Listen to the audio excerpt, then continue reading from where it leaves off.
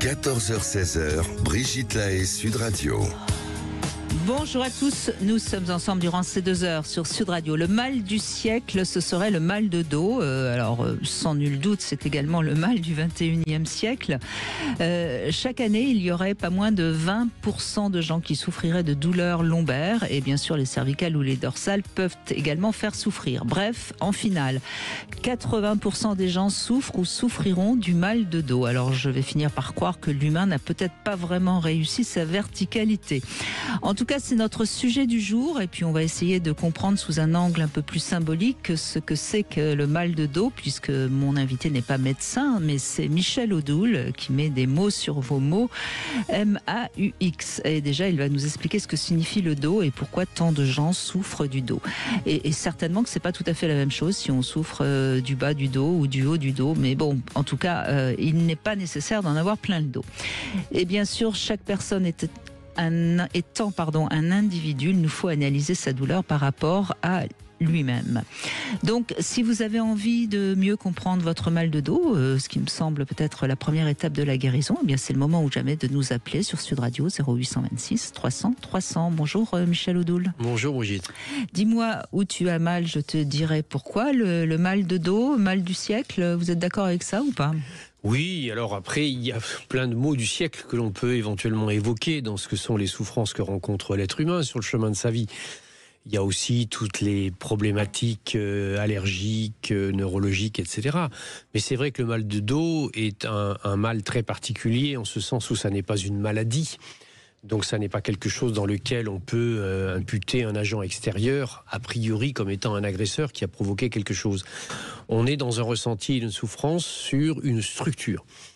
Le dos, c'est pour l'être humain une structure porteuse. C'est ce qu'on appelle comment on appelle ça ? L'axe central de l'être humain. Le rachis, d'ailleurs, le nom rachis, qui vient du grec, rachis veut dire justement axe. Et donc, notre dos, autour de la colonne vertébrale, c'est vraiment l'axe porteur de notre réalité physique. Et vous évoquiez tout à l'heure, effectivement, la question de la verticalité.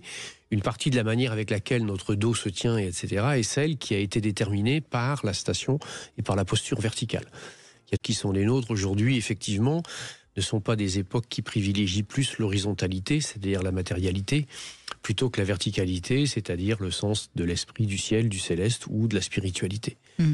Oui, et en fait, on voit bien qu'on n'est pas fait pour rester avachi dans un canapé ou complètement ou trop longtemps assis. Enfin, on dit par exemple qu'il ne faut pas rester plus d'1 heure et demie assis, donc on arrête aujourd'hui à 15h30. C'est-à-dire que globalement, si on veut être que dans la biomécanique et tout, on va pouvoir poser effectivement des données statistiques, etc.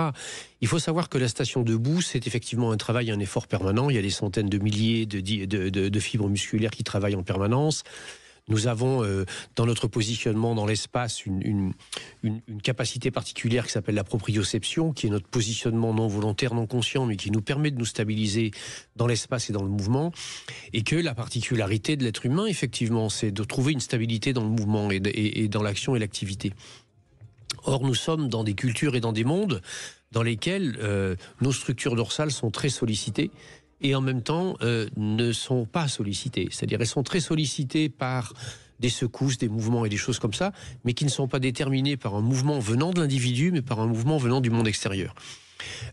Si vous faites du cheval ou si vous faites de la moto, vous aurez sans doute moins mal au dos que quelqu'un qui est assis au volant de sa voiture, dont le dos est donc en repos, puisqu'il est porté par le siège. On sait d'ailleurs que la voiture peut faire mal au dos. Et qu'il reçoit plein de secousses qui ne sont pas, bien entendu, compensées par le fait que le dos soit en travail.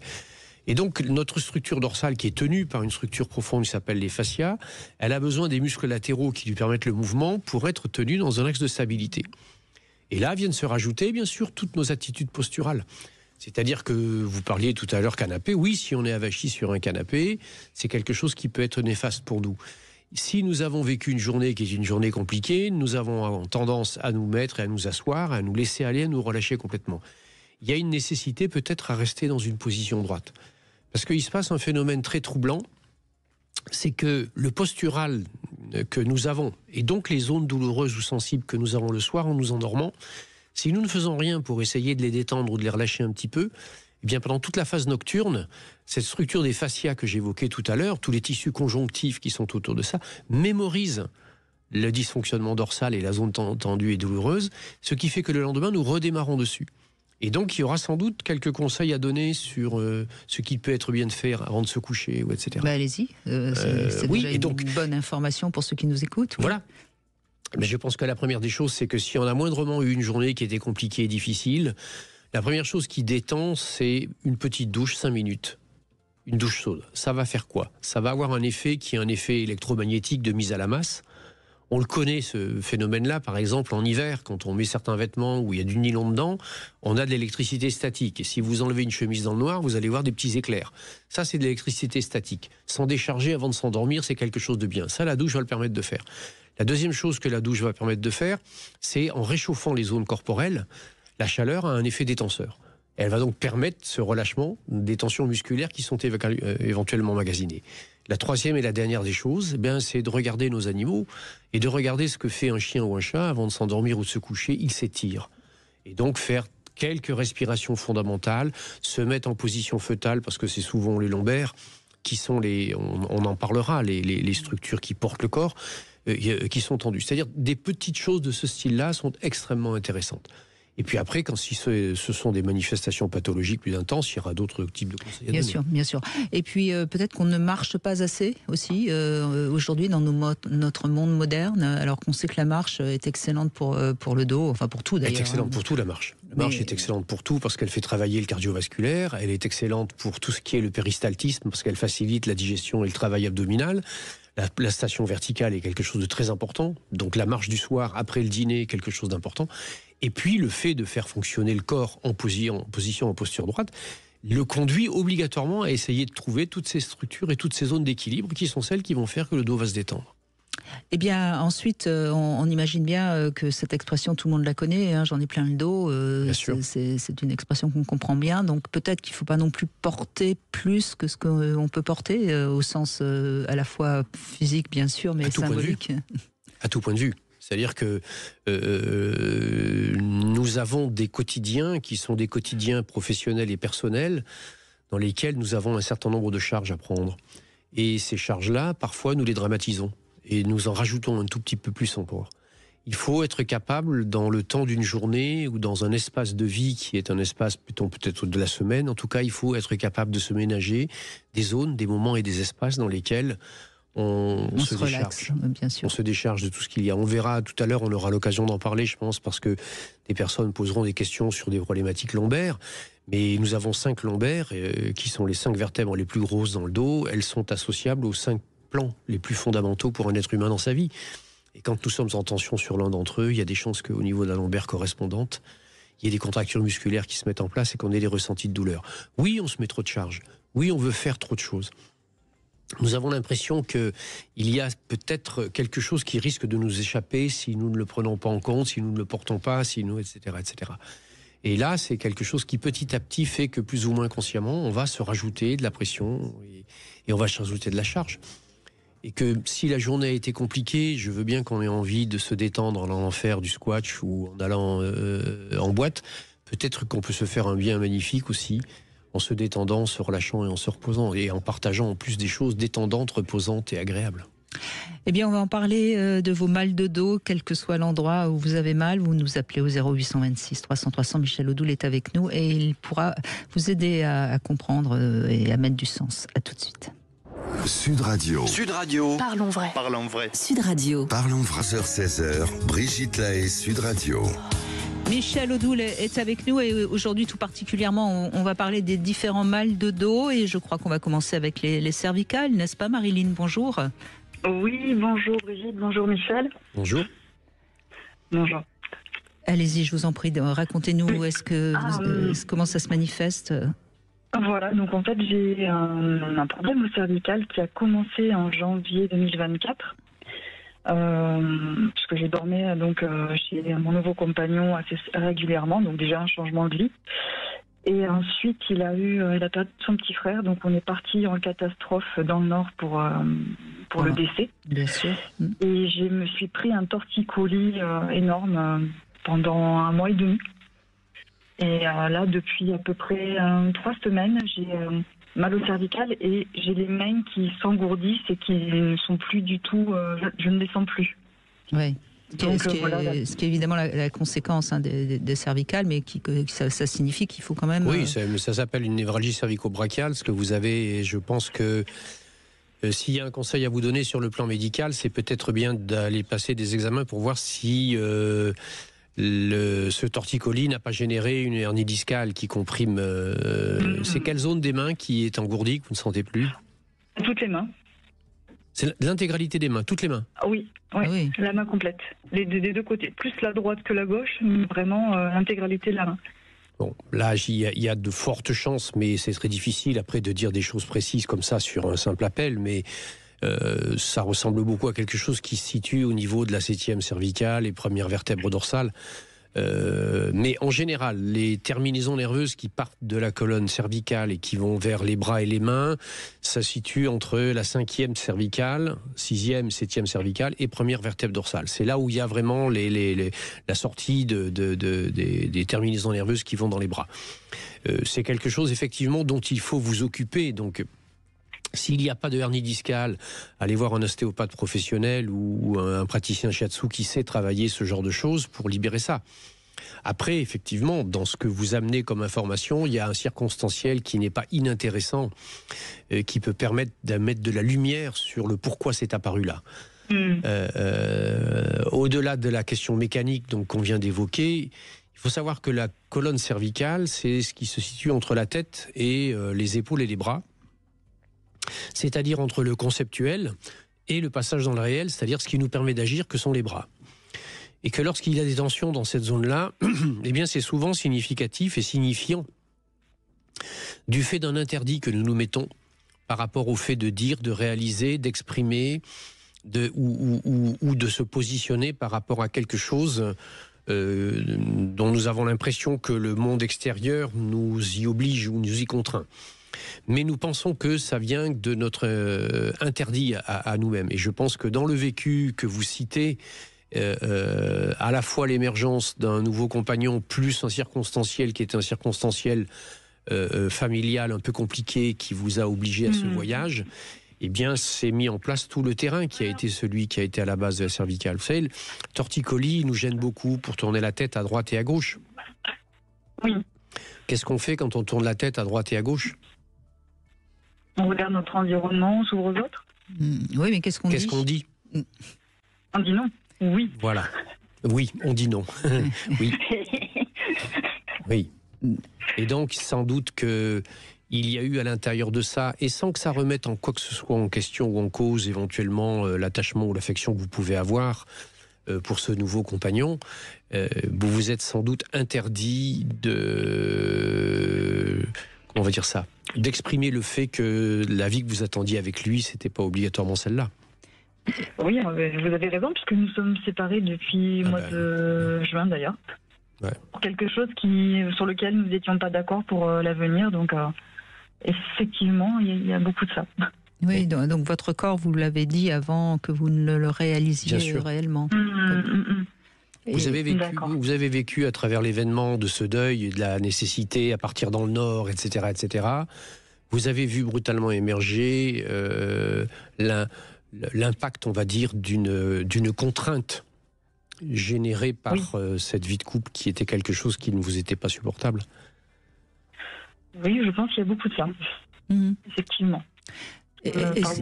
Et ce qu'il faut comprendre, Marilyn, c'est que après il y a ce que vous allez comprendre sur le plan psychique, et puis ensuite, le corps c'est de la matière, et donc ça met plus de temps à évacuer, si je puis dire, même si là tout d'un coup, grâce à Michel, vous avez compris. Ça veut dire aussi qu'il faut quand même que vous preniez soin de vous, que vous alliez consulter. Oui. Quand il y a cette manifestation au niveau des mains, il y a un fort soupçon de hernie discale, qui n'est pas obligatoire, mais il y a un fort soupçon. Faites valider ça, faites vérifier ça, parce qu'à ce moment-là, si vous voulez, on vous conseillera peut-être quelques temps immunaires pour détendre la nuque, pour éviter l'aggravation de cette hernie discale. Ça générera peut-être un petit phénomène de décompression. Allez voir un ostéopathe professionnel, quelqu'un qui est capable de travailler ça correctement. De façon effectivement à libérer le corps, parce que comprendre, mettre des mots, etc. est une chose qui est importante. Ça participe à l'amélioration de l'état et aux soins. Mais s'occuper du corps et respecter ce qu'il est dans sa structure, puisqu'il nous a envoyé un signal, c'est aussi quelque chose d'important. D'accord, oui. Bah, vous avez raison, j'ai rendez-vous justement demain avec mon ostéopathe kiné. Donc voilà, ça sera bien. D'accord, Oui, faites-vous faire les tests pour les hernies discales. D'accord. Et puis, je crois que ça veut dire aussi que vous avez eu raison de mettre fin à cette relation qui, de toute façon, ne vous permettait pas de vous respecter, en quelque sorte. Hein. Ah oui. Oui, c'est exactement ça. Donc, malheureusement. Non, c'est une chance. C'est une chance. Vous avez libéré de la place pour quelqu'un de bien. Voilà. Oui. Et puis c'est toujours pareil, Marilyn, quand on s'est engagé avec quelqu'un puis que finalement ça ne marche pas, c'est juste de comprendre qu'est-ce qui fait qu'on s'était engagé dans quelque chose qui ne convenait pas. C'est juste arriver à bien élaborer ça pour pas refaire la même erreur. Oui, en général, je travaille sur moi-même après une relation. Donc là, en ce moment, je suis encore célibataire. Et justement, je prends le temps de voir ce qu'il y avait et travailler encore sur moi pour mieux avancer après et avoir de meilleures personnes, comme vous le disiez. Oui, mais vous êtes sûr que vous les méritez, ces meilleures personnes? Ah oui, bien sûr. Bon, alors tout va bien. Oui. On est rassurés.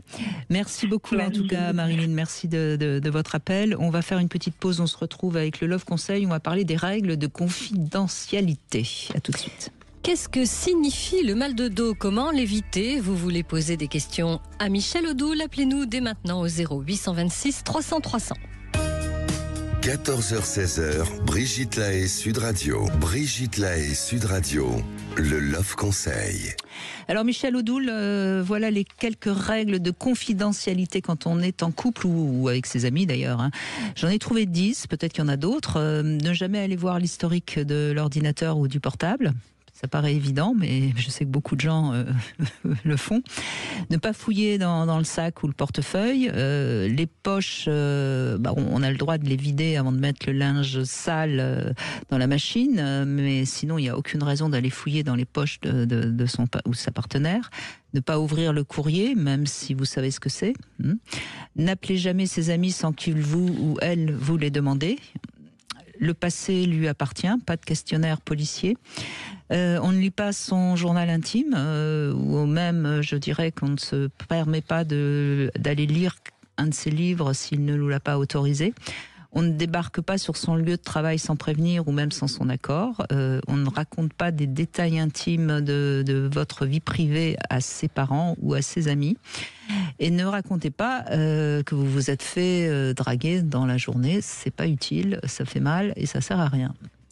C'est déjà pas mal si on respecte tout ça. C'est pas mal et je pense que ça peut se résumer à travers un mot qu'on peut écrire en majuscule qui s'appelle respect. Oui.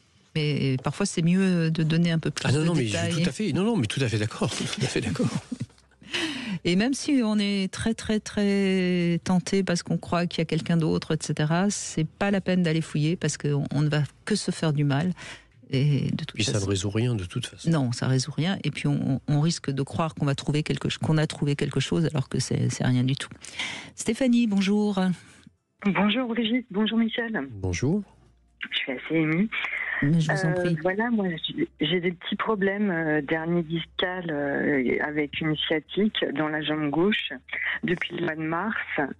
Je préparais le marathon, donc je faisais beaucoup de courses à pied et en fait la douleur s'est intensifiée et j'ai dû arrêter totalement et arrêter la course à pied depuis le mois de mars. Voilà. Et depuis, j'ai fait 2 infiltrations et ça va mieux, mais c'est pas résolu. Le problème n'est pas résolu. Alors, vous parlez de hernie discale, c'est L5-S1 ou L4-L5 ? L5-S1. L5-S1. Donc ça, effectivement, c'est un des grands classiques de la sciatique. Donc, du côté droit ? Non, gauche. Gauche, pardon, excusez-moi, oui, exact, du côté gauche. Et comme effet, comme conséquence, c'est que vous êtes obligé d'arrêter de courir. Voilà. Et j'adore courir, c'est ma passion, je cours depuis que je suis petite. Vous arrêtez de courir, donc ? Oui. Vous courez après quoi ? Bah, je sais pas. Je lis beaucoup vos livres, donc j'ai essayé de me questionner justement par rapport à ça, mais j'ai pas trouvé par moi-même. Est-ce que vous êtes quelqu'un qui aurait tendance à vouloir courir après ou pour du masculin? Oui. Oh, grand silence. Ouais. C'était votre premier marathon? Vous essayez de faire votre premier marathon ou bien? Non, c'était le 3e. 3e, d'accord, oui. Et qu'est-ce que vous avez ressenti quand votre corps vous a dit ça suffit, non? Le monde s'est écroulé. Je me suis effondrée, j'ai pleuré. Le monde s'est écroulé autour de moi. Je me suis dit, je vais pas pouvoir vivre. Et ma fille m'a regardée, m'a dit, maman, comment tu vas faire? Elle m'a dit, oh là là, ça va être dur. Donc, depuis, je marche et je fais beaucoup de marches. Et mais vous voyez comment vous vous étiez mis une pression incroyable pour réussir quelque chose. Qu'est-ce qui vous a amené à faire du marathon? J'avais envie de me prouver à 50 ans que je pouvais encore faire une course, faire une belle course, faire un bon temps. C'est quoi une belle course et un bon temps? D'arriver à performer, à être forte. Ça prouve ça. Vous vouliez prouver ça à qui? À moi, à mon mari, à mes enfants, à ma famille. Bien. On reviendra peut-être sur la question un tout petit peu plus tard, mais le trajet de la souffrance dans la sciatique, elle correspond en médecine traditionnelle chinoise à un méridien particulier qui est le méridien de la vessie. Oui. Et l'énergie du méridien de la vessie, c'est celle qui nous permet, physiquement parlant, d'éliminer les toxines. C'est-à-dire ce dont nous nous sommes nourris, ce dont nous nous sommes servis et qui, du fait de cet usage, est devenu obsolète, est devenu toxique, donc on l'élimine, ça s'appelle les urines. Il faut savoir que sur le plan psycho-émotionnel, il en est de même. Et qu'il y a un certain nombre de références psycho-émotionnelles, de croyances de fond, etc., qui ont pu nous être utiles pendant un certain temps et qui, à un moment donné, parce qu'on s'en est servi, ne sont plus valables, elles aussi deviennent obsolètes et dont il faut qu'on se débarrasse. C'est-à-dire que cette énergie-là, elle est porteuse de l'idée de la capacité à éliminer les vieux schémas et les vieilles croyances. Qu'est-ce qui peut faire que quelqu'un, arrivé à l'âge de 50 ans, se mette brutalement à avoir envie de prouver par un effort qui est quand même d'une intensité particulière qu'il ou elle est encore fort, est encore à la hauteur et est encore capable de faire? D'autant que vous l'aviez déjà fait, deux marathons. Donc oui, quand j'avais 40 ans, 10 ans avant. Ouais. 50 ans, c'est un âge clé pour les femmes. Voilà, on y arrive. Il y a aussi mon corps qui se relâchait. Enfin, je me suis sentie un peu moins belle, moins forte. Oui. Mais il y a aussi d'accepter d'être une femme et d'avoir à un moment donné, à 50 ans, on arrive à la ménopause et il faut intégrer son féminin, si je puis dire, dans toute son essence. Et quelque part, comme c'est le côté gauche, moi j'ai un peu tendance à penser que vous avez un peu refusé d'accueillir ce féminin-là. Oui, c'est vrai. Tout à fait. Ouais. Et ça vous parle, ça, oui? Ouais, je voulais pas du tout être ménopausée dans le sens où je voulais garder ma forme, mon dynamisme. Et puis par rapport aux enfants, au mari, on est un petit peu, on vieillit. Enfin, on est moins une femme, on est un peu plus une. Qu'est-ce que vous ferez quand vous aurez 90 ans Oui, mais en quoi est-ce que tout ça serait une déchéance? Est-ce que vous vous rendez compte comment vous avez parlé de vous? Vous avez parlé de vous comme quelqu'un qui est sur le déclin, comme quelqu'un qui je crois qu'il y a vraiment à repositionner cette idée que vous avez de vous-même et puis de vous sortir des poncifs sociétaux qui peuvent laisser croire que être une femme et encore avoir de la féminité et être capable de représenter quelque chose de féminin passe obligatoirement par certains standards. Ça, je crois qu'il va falloir mettre un petit peu ça de côté. Vous savez, en Extrême-Orient, on a moins de problèmes avec la ménopause parce que ça s'appelle le deuxième printemps. C'est-à-dire que c'est une autre manière de rentrer avec la vie, de se mettre en prise avec elle. J'ai pas l'impression que ni vos enfants, ni votre conjoint, ils attendent de vous que vous continuiez à être une pin-up. Ouais. Ça veut pas dire pour autant que quand on arrive à la phase de la ménopause, on est dans la décrépitude. Surtout si vous êtes quelqu'un qui sait travailler sur son corps, sauf que vous vous rendez compte que votre corps, il vous a dit, bon ben là, ça suffit. T'en fais trop, là. Oh.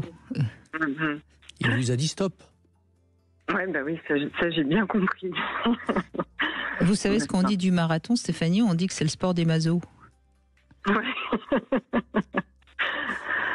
Mais est-ce que vous connaissez le mythe de marathon? Vous connaissez l'histoire? Oui, c'était un Égyptien qui a fait les kilomètres pour... Un grec. Un grec, ouais, pardon. Ouais. Mais il a fait 42 kilomètres. Oui, il a fait 42 à la course. kilomètres. Il a fait 42 kilomètres pour annoncer une victoire.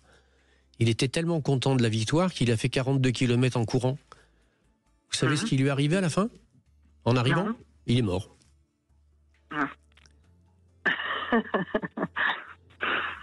Oui, non, mais c'est important d'intégrer ça. Oui, je trouve, parce que c'est vrai que enfin bon, encore une fois, pourquoi pas, et on a le droit d'avoir envie de faire un marathon, c'est une victoire sur soi-même, je peux tout à fait l'entendre, mais c'est quand même au prix d'efforts sur son corps qui sont quand même assez violents, et d'ailleurs on ne conseille pas de faire plus d'un marathon par an.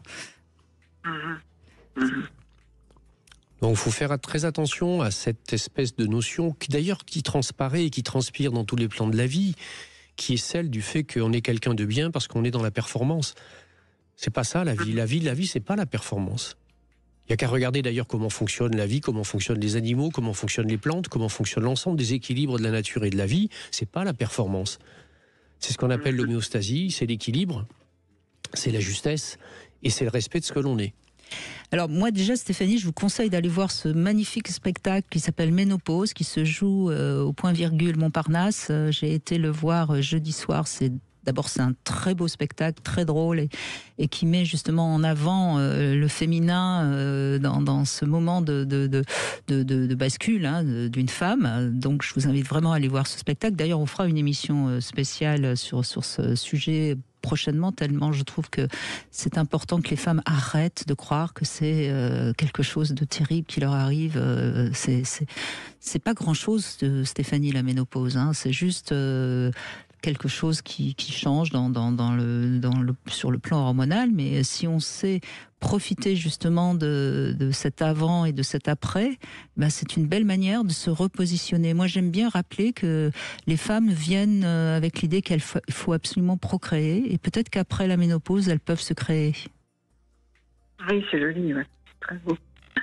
Donc c'est peut-être ça qu'il faut que vous compreniez. Comment vous pouvez vous créer dans votre féminité aujourd'hui. Et puis bien sûr, il faut aller vérifier comment va votre dos, bien sûr. Mais je pense que c'est fondamental que vous puissiez trouver votre chemin maintenant, le vôtre, pas forcément celui qui vous emmène à 42 km plus loin. D'accord. Et dans quel état? Oui, aussi, oui. Oui, mais c'est important d'intégrer ça. Et aussi de savoir que l'axe L5-S1, c'est l'axe du positionnement par rapport au couple. Alors ça peut être le couple extérieur, mais c'est aussi le couple interne. C'est-à-dire, quelle est la relation de couple que j'ai à moi-même? Est-ce que je suis dans un rapport de coercition à moi-même, de contrainte, de force, etc., etc. Ça veut dire que c'est le masculin qui domine à l'intérieur de moi et qui fait que je vais aller... Et bien sûr, je vais aller m'appuyer sur toutes les sécrétions hormonales, toutes les compressions musculaires qui vont être en lien avec ce qu'est le masculin. Ou est-ce que ça veut dire au contraire que c'est le féminin? Est-ce que cette capacité que je vais avoir à relâcher quelque chose en moi va faire que ces structures fondamentales qui sont le bas du dos, le sacrum, les hanches, etc. vont pouvoir se réouvrir? Or, ce sont les zones porteuses que nous avons dans notre vie pour nous déplacer dans l'espace qui est l'espace de la vie et du vivant. Et c'est ça que, momentanément en tout cas, cette problématique de hernie discale vous a enlevé. Validé avec effectivement là aussi un ostéo et en fonction de l'état. Je pense que tel que vous décrivez la chose, c'est pas consécutif à une fissure de disque, parce que si c'est une fissure de disque intervertébral, c'est un petit peu plus gênant, un peu plus problématique, et là il faut vraiment voir avec un rhumatologue qu'est-ce qu'il va vous conseiller. Si c'est en revanche uniquement quelque chose qui est lié à une compression et à un postural qui a un peu changé, une subluxation vertébrale, ça c'est quelque chose qui peut tout à fait être résolu par l'ostéopathie ou par des techniques spéciales qu'on a en shiatsu qui s'appellent les techniques d'ouverture de hanche. D'accord. Et en attendant, marchez et laissez votre esprit libre Et respirer. pour que vous puissiez sentir vers où vous voulez aller. D'accord. Ok. Merci beaucoup, Très Stéphanie. bien. Merci à tous les deux. Merci à vous. On fait une petite pause et puis on se retrouve dans un instant, toujours avec vous, bien sûr, au 0826 300 300. À tout de suite. Sud Radio, votre attention est notre plus belle récompense. 14h-16h, Brigitte Lahaie, Sud Radio. Michel Odoul est avec nous, fondateur de l'Institut français de Shiatsu, et je rappelle que votre livre « Dis-moi où tu as mal, je te dirai pourquoi » est ressorti pour les 30 ans en nouvelle édition augmentée, un magnifique livre que vous pouvez peut-être vous procurer, toujours évidemment aux éditions Albin Michel. Fabrice est avec nous. Bonjour Fabrice. Bonjour Brigitte, bonjour Michel. Bonjour. Et alors, vous avez mal au dos depuis longtemps, je crois. Oh, ça fait une trentaine d'années, ouais. Oui. Et en fait, c'est par... alors, ça a commencé quand j'étais plus jeune, on m'a diagnostiqué un disque tassé entre deux vertèbres. Donc, à l'époque, je faisais un peu de piscine pour essayer que ça aille un peu mieux. Donc, après, le travail arrivant, j'ai arrêté. Et alors là, je touche du bois. Il y a des semaines que j'ai pas eu de crise, mais des fois, j'en arrive à... Mais je suis assis et je sens que la crise arrive, à vouloir me jeter par terre, parce que je sais pas quoi faire. Et des fois, je peux même plus descendre de ma voiture. Je peux pas porter un pack d'eau. Enfin, c'est horrible ce que vous racontez, oui. Ah oui, et en fait, le pire, c'est qu'on est parti juste avant le Covid. Parce qu'on est rentré le samedi, on a été confinés la semaine d'après. On est parti 15 jours au Canada. Et donc on a pris l'avion, on est arrivé le samedi à Montréal, et là je me suis mis dans le canapé et impossible de me relever. Donc il a fallu que je me roule sur le côté pour me mettre par terre, pour me mettre à genoux. En fait on est resté 15 jours où j'avais des crises, donc je me souviens on est même parti passer 2-3 jours à New York, et dans le métro, il fallait que je me lève avant la station, parce que il m'arrivait des fois où lorsque la station était là, je voulais me lever, je pouvais pas. Donc je suis rentré en France, j'ai mis ça sur le compte du voyage, parce que je suis un grand gabarit. Je suis allé voir mon médecin, on a fait écho, IRM, enfin tout ce qu'il faut. J'ai fait du kiné et on m'a dit non, il n'y a rien, hormis le disque. Mais c'est une horreur. Alors ce disque intervertébral on vous a dit tassé, c'est suite à un choc ? Oui. Non, en fait, quand j'ai commencé ma carrière, j'étais sur Paris, donc je faisais beaucoup de voitures. Et à l'époque, j'avais une 106 commerciale, donc pas forcément un véhicule très confortable. Oui.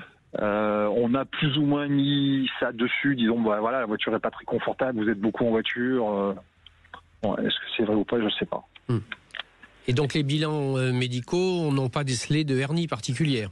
Non, pas de hernie, donc je suis même allé voir un ostéo qui m'a manipulé un peu. Alors oui, sur le moment ça allait, mais après non, quoi.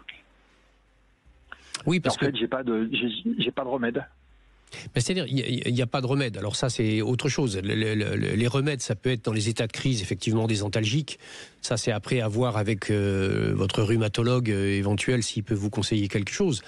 Les autres remèdes... Le problème, c'est que c'est pas une douleur constante. En fait, là, oui, les dernières fois où c'est arrivé, en fait, je sens la crise arriver, mais ça dure 2 secondes, comme si on me mettait un coup de poignard dans le dos. Mais c'est ça. Et après, ça repart. Et je suis tellement fatigué après. Parce que si vous voulez, c'est la signature, quand vous ressentez la douleur, c'est la signature d'un moment où un élément du disque intervertébral qui est peut-être un peu tassé, ou une contracture musculaire qui est sur la zone, vient comprimer la moelle épinière à la sortie des nerfs.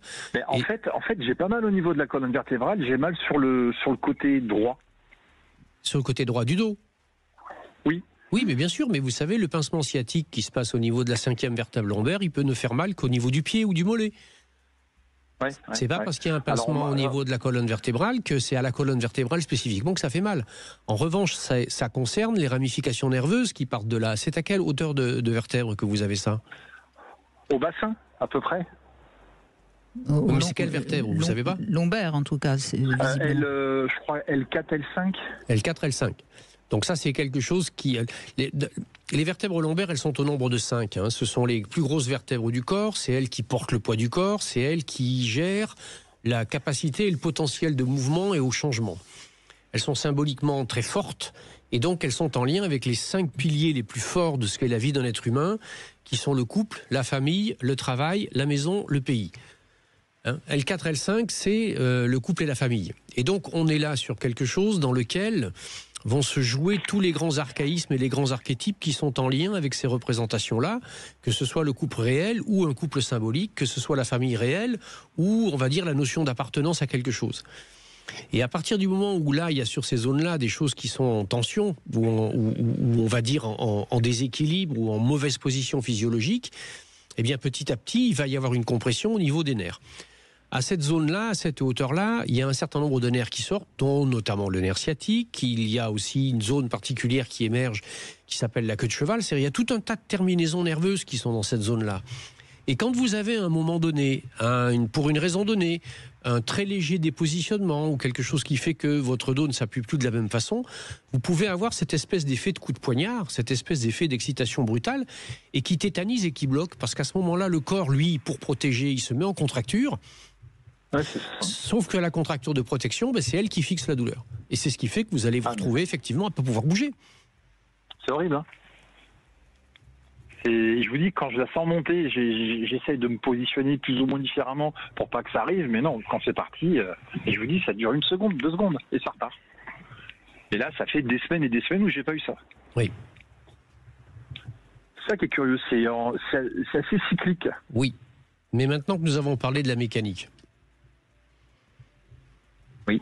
Est-ce qu'on peut envisager qu'il y ait quelque chose à voir dans votre rapport à votre vie, votre façon d'avancer sur le chemin de la vie et de tous ces moments où peut-être, pour des raisons symboliquement associables à ce que nous avons évoqué, il y ait des coups de poignard qui arrivent? Alors, je vais être franc avec vous, je suis pas très réceptif à ça. Je vous prends un exemple, je me suis fait opérer 2 fois des croisés, je suis retombé une 3e fois dessus. Je ne supporte pas les piqûres. Et donc là, lorsque j'ai vu l'anesthésiste, je lui dis, moi, le cathéter, vous me le mettez, mais quand je dors. Donc il m'a dit, ah, mais vous verrez, on a une infirmière qui est spécialiste dans la sophrologie, ça vous fera du bien, etc. Je dis, ok, pourquoi pas. Donc j'arrive, je me mets sur le lit, etc. L'infirmière vient, elle met sa musique, pendant 20 minutes, elle me parle doucement, elle me masse les cheveux, enfin bref. Quand c'est fini, elle me dit alors, je lui dis, le gaz. Elle me dit, bon, je vais venir avec vous jusqu'au bloc. On est au bloc. Et l'infirmier, enfin l'anesthésiste commence à me taper le bras pour me piquer. Je bouge mon bras tant que je pouvais, en lui disant le gaz. Je suis désolé, mais je suis absolument pas réceptif à ces méthodes. Je suis assez binaire comme garçon. À quelle méthode? Ben là, par exemple, il m'a dit pour me détendre que la sophrologie me ferait du bien. Est-ce que je suis en train de vous parler de sophrologie? Non, mais après, discuter des... Je sais pas. Mais excusez-moi, juste une petite question comme ça simple. Pourquoi avez-vous appelé? Parce qu'on m'a appelé. Ah oui, voilà, parce que vous faisiez partie des gens qui étaient intéressés par le sujet, le domaine, le mal de dos était quelque chose qui vous parlait. Alors moi, ce que je peux vous proposer éventuellement, c'est qu'à partir du moment où vous avez fait le tour des pistes et des réponses mécaniques, et que celles-ci se sont avérées comme non suffisantes. J'ai pas dit inagissantes, j'ai dit non suffisantes. Est-ce qu'éventuellement poser une hypothèse qui soit que on pourrait trouver des réponses ailleurs et quelque chose qui vous heurte ou pas? Pourquoi pas? Très bien. La première des réponses qu'on peut vous faire quand vous sentez la crise qui arrive, au lieu de vous dire ça y est, mince, voilà la crise qui arrive, et encore je reste poli au niveau du vocabulaire, je vais me retrouver bloqué, etc. Peut-être que déjà vous pouvez commencer à vous donner la possibilité de faire une première chose très basique et très simple, d'étendre votre respiration, relâcher votre dos volontairement et consciemment, faire plusieurs respirations tranquilles, vous disant ça va aller, ça va passer. Beaucoup de gens vont éclater de rire, vont dire ouais, le docteur Coué, on saurait si ça marche, etc. Vous avez qu'à juste simplement interroger tous les sportifs de très haut niveau, et notamment ceux qui font des sports extrêmes, et vous allez voir ce qu'ils en pensent et ce qu'ils vont vous en dire. C'est-à-dire qu'il faut laisser ça de côté à un moment donné. C'est-à-dire que les certitudes de la mécanique, il y a un moment donné, elles trouvent leurs limites. Et malheureusement, c'est à ça que vous êtes confrontés aujourd'hui, et c'est ce qui rajoute à la complexité et à la souffrance. C'est ce qui rajoute à la douleur et à la tension. Alors bien sûr Sauf que le fait de commencer à penser à ça et de le faire, la crise, elle sera venue, elle sera repartie. Mais c'est possible. Si vous voulez, j'ai pas le temps quand ça arrive de me dire allez, je vais me poser, je vais respirer différemment. Non, ça y est. Mais parce que vous n'avez pas l'habitude du réflexe, parce que de la même manière que vous sentez la crise qui arrive, vous pouvez être capable de mettre un réflexe en place. C'est à vous de voir et c'est à vous d'essayer. Vous savez, Thomas Edison, il a fait 6000 expériences avant d'inventer la lampe à incandescence. Si c'était arrêté à la 2e expérience, on dirait ça marche pas. Sauf qu'aujourd'hui, ça marche. C'est tout. L'incitation, elle est où? Elle n'est pas dans l'idée de dire qu'on va rentrer dans une pensée psychomagique. Elle est simplement dans l'idée de dire que la biomécanique humaine, c'est bien sûr de la mécanique et un cerveau et un système nerveux moteur volontaire, mais c'est aussi du neurovégétatif, c'est aussi de l'endocrinien, et c'est aussi des choses qui ont à voir avec l'inconscient. Et que malheureusement, tous les grands travaux des recherches de psychologie d'aujourd'hui, et même la neurobioimmunologie aux États-Unis, même ce qu'on appelle les PET scans et certaines formes d'IRM, démontrent combien dans les problématiques, les souffrances et les zones corporelles qui font mal, il y a des zones cérébrales qui s'activent, il y en a d'autres qui se désactivent, etc. Et que être capable de comprendre ça, c'est pouvoir inverser le système. C'est uniquement et purement et simplement ça. Parce qu'un corps qui se tend, c'est de l'adrénaline, c'est de la tension. Un corps qui se détend, notamment la respiration, ça peut être ça, on s'en sert pour la cohérence cardiaque. Aujourd'hui, on fait des opérations à cœur ouvert avec des aiguilles d'acupuncture. Par conséquent, il faut balayer ces choses de dire ça marche pas, ou je suis d'accord, pas d'accord. Il faut juste essayer d'investiguer les pistes dans lesquelles peut-être que là où les réponses que j'ai aujourd'hui ne fonctionnent pas, je vais peut-être en trouver d'autres. Et c'est de cette façon-là. S'il y a une réflexion... Et quand je parle d'une réflexion, je ne parle pas de s'allonger sur un divan et de faire 15 ans de psy. Je dis, mais s'il y a une réflexion à avoir, c'est de se demander quand est-ce que c'est apparu pour la première fois? Qu'est-ce qui se passait dans ma vie à ce moment-là? Pourquoi est-ce que je me suis coincé? Quel est le coup de poignard que j'ai eu? Personnellement, familialement, professionnellement parlant. Et que sans doute là, vous allez peut-être trouver par hasard des incidences ou des choses. Peut-être que vous ne les trouverez pas. Peut-être que le monde onirique et le rêve va vous amener à un moment donné une réponse. Tout va dépendre si Fabrice a envie d'aller mieux ou s'il préfère rester dans l'ignorance et continuer à avoir ses coups de poignard. C'est un choix. C'est un choix fondamental. C'est vrai que quand ça m'arrive, je ne fais pas forcément attention parce que ça peut m'arriver à n'importe quel moment. Je peux être en voiture, je peux être dans le lit, je peux être en train de faire mes courses. Mais on n'est pas en train de vous dire que vous faites mal. On est juste en train de vous dire que même si la crise, elle est passée, une fois que la crise est passée, vous avez un barrage qui craque et qui noie tout. Une fois que le barrage est passé et a craqué, qu'est-ce que ça veut dire? On continue comme avant, on réfléchit à rien? Ou est-ce que ça veut dire on se demande pourquoi le barrage a craqué? Pour histoire de faire quelque chose, pour faire que ça ne réarrive pas. C'est purement quelque chose qui est une espèce d'interpellation. Moi, je crois à la force de l'inconscient. Donc je crois qu'aujourd'hui, même si en apparence la motivation elle n'était que mécanique, je pense que votre appel d'aujourd'hui est quelque chose qui peut être fondateur pour vous. Il y a vraiment, vous avez une chance majeure, vous avez une chance magnifique, c'est que tous les examens médicaux vous disent mais non monsieur, il n'y a pas grand-chose ou il n'y a rien, en dehors de ce tassement de vertèbres.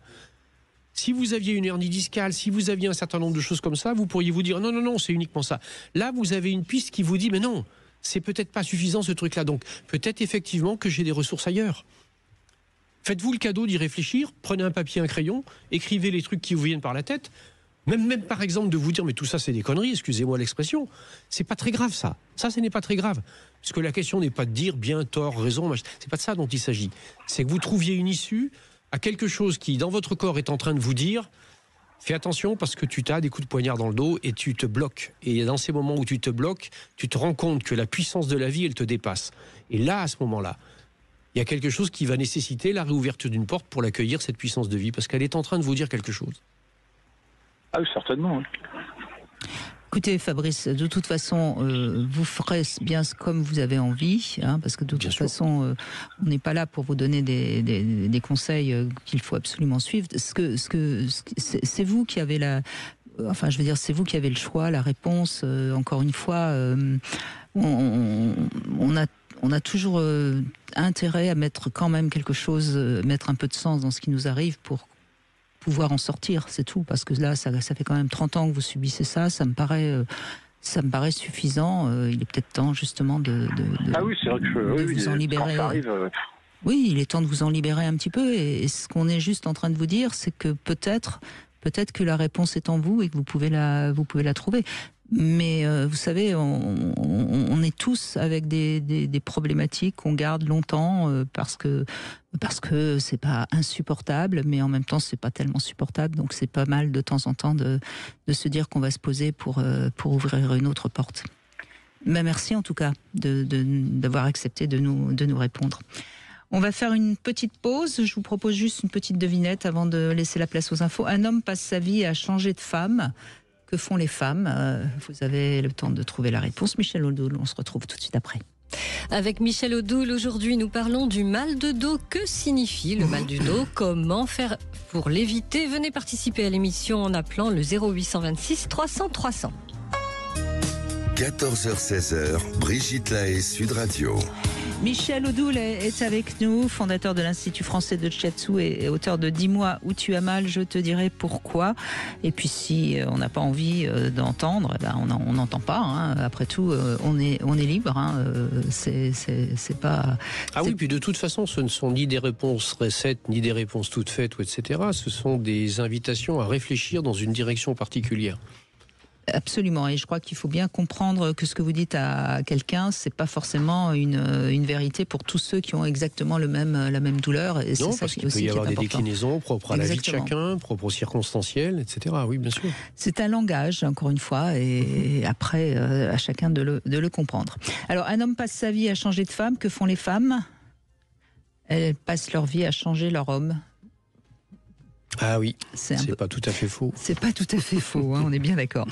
Je reconnais. Bonjour Sarah. Oui, bonjour. Bonjour Michel, bonjour Brigitte. Merci d'être. Je suis vraiment contente de vous entendre. Oh bah merci Sarah, et puis nous aussi on est contents de vous entendre. Ah, parce que j'écoute. Alors, je saisis, c'est la première fois que je passe à la radio. Bah merci. Et je vais saisir l'occasion, Brigitte, pour tout ce que vous faites pour nous tous, là, avec vos émissions. Je reconnais la qualité de tous vos intervenants. Je suis dans le domaine de la santé et du médical et franchement, bravo. Enfin, vraiment. Voilà, merci pour moi et pour eux, parce que c'est vrai que je suis d'accord. Je suis très très bien entourée. J'ai cette chance. Merci pour la qualité, vraiment, c'est du chapeau. C'est pas partout. Et merci à Michel Odoul pour tout ce qu'il fait. Je le suis de pas mal d'années. Et en fait, j'avais une question. J'ai une douleur dans le dos au niveau lombaire S1, ce que vous veniez de décrire tout à l'heure, ça m'a beaucoup parlé. Et en fait, ma question, c'est que ça fait des années que je suis au fait de la psychosomatique, au sens large du terme.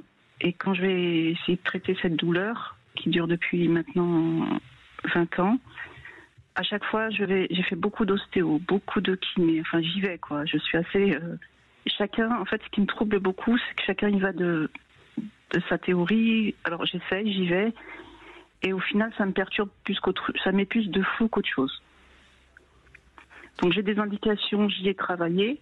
Alors, ce que je veux vous dire, Sarah, et je le dis à tous ceux qui nous écoutent, quand quelqu'un nous dit quelque chose, soit ça fait sens en nous, c'est-à-dire qu'on a une sorte de sentiment qu'il y a quelque chose qui se passe en nous, soit il se passe rien. S'il se passe rien, c'est pas forcément que la personne nous dit quelque chose qui n'est pas vrai, c'est que c'est pas le moment encore pour nous de l'entendre. Et s'il ne se passe rien, c'est peut-être que la personne, elle y va de son interprétation peut-être un peu trop dogmatique et pas suffisamment en relation avec vous-même. Donc il faut pas prendre pour argent comptant tout ce qu'on nous dit. Je crois que ça c'est vraiment important. Vous êtes d'accord avec ça, Michel Odoul, hein, oui. Parce que sinon on va essayer de réfléchir sur plein de choses qu'on nous dit et qui finalement nous font tourner en rond. Allez-y, je vous en prie, je vous ai coupé, excusez-moi. Non, je vous en prie, c'est tout à fait juste. En même temps, ce qui est dit n'est pas complètement faux ni complètement vrai. C'est ça vous voyez, c'est pas aussi... Mais là, je suis même... Parce que j'y vais dans... Enfin, ça me parle au niveau de... Mais j'en arrive à un stade aujourd'hui, je sais plus quoi faire, en fait, par rapport à ces douleurs. Et j'ai tellement fait de choses Donc j'écoute intuitivement ce qui se passe par rapport à l'histoire de cette douleur. Je pense qu'il y a beaucoup d'archaïques et de choses héritées. Mais j'aurais presque, voilà. J'aimerais une feuille de... Je ne vais pas dire une feuille de route, mais que je puisse J'ai beaucoup travaillé là-dessus, hein, donc voilà, je voulais avoir votre avis là-dessus. Je crois que si vous voulez, moi ce que j'entends dans ce que vous êtes en train de nous dire, c'est que vous avez beaucoup travaillé sur le champ mécanique là-dessus, c'est-à-dire en vous en aidé sur le champ mécanique. Mais le champ mécanique, ça n'est pas le facteur causal, c'est le facteur qui exprime. C'est la dimension symptomatique. Et cette dimension symptomatique, elle exprime quelque chose, comme vous le dites un peu, qui touche effectivement un peu plus aux profondeurs et à l'archaïque. Et que un soin qui est un soin sur le champ de la mécanique pure et qui n'est pas accompagné de ce qui va lui permettre de ne plus avoir besoin d'exprimer ce qui est sur le fond, ne s'inscrira pas et ne durera pas dans le temps. Excusez-moi de vous couper, mais même sur ce champ-là, j'y ai travaillé. Ah ça, je sais pas, peut-être, je vous crois. Ah, voilà, je veux dire, j'ai été dans ces zones-là. Ben manifestement, c'est qu'on vous a peut-être pas suffisamment conduit ou que les choses n'étaient pas suffisamment mûres pour que vous puissiez y aller. Il y a en toute chose, si vous voulez, à la fois dans la question de ce que sont les outils qui sont utilisés, le vocabulaire qui est utilisé, peut-être des choses qui correspondent à certains et moins à d'autres, etc.